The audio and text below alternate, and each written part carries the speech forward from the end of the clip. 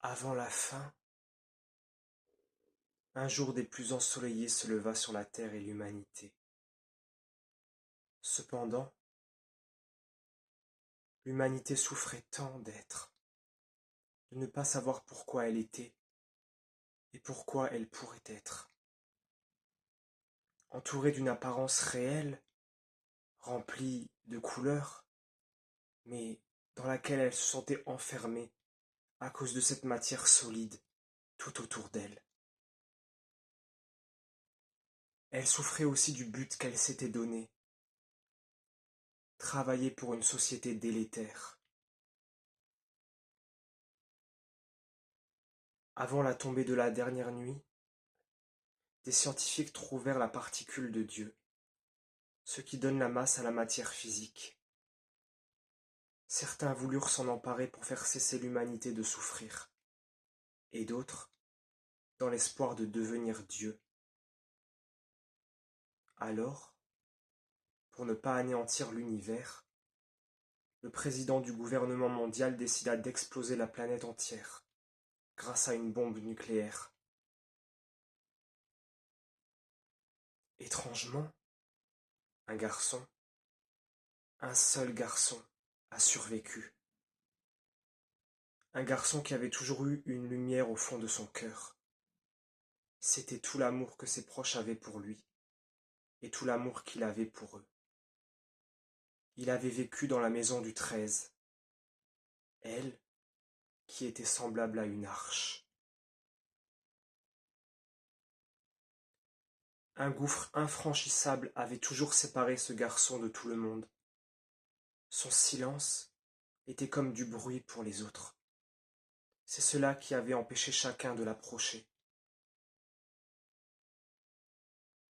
Au moment de l'explosion, il vit une lumière et entendit un silence encore plus profond. Il cacha alors dans une petite boîte des photos qui contenaient tout l'amour du monde, ceux de ses proches.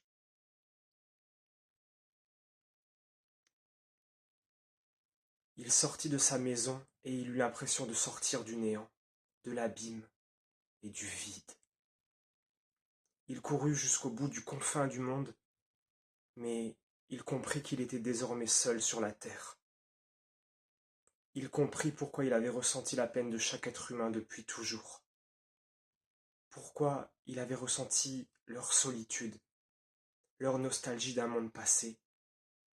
Un monde qui était meilleur.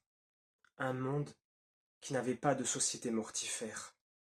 Un monde où ils étaient encore tous bien vivants.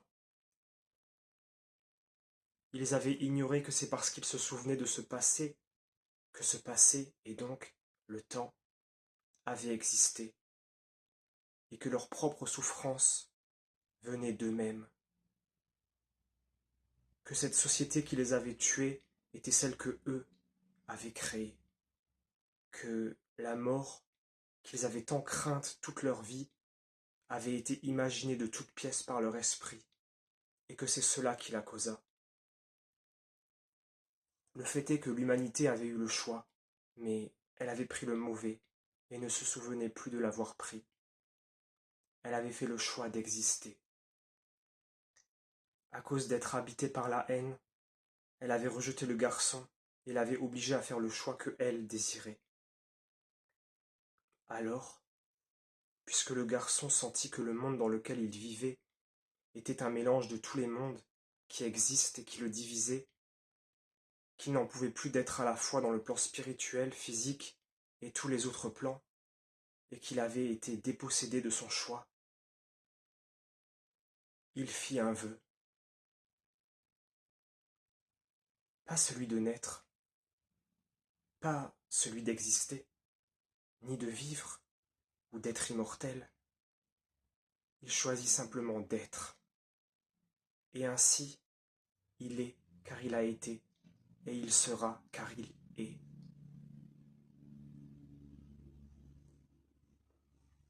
Le temps lui parut si long qu'il semblait ne régner plus que l'éternité.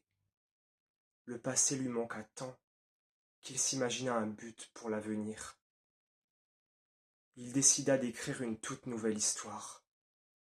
Il s'assit, prit un crayon, une feuille blanche, et il écrivit: Au commencement, Dieu créa le ciel et la terre.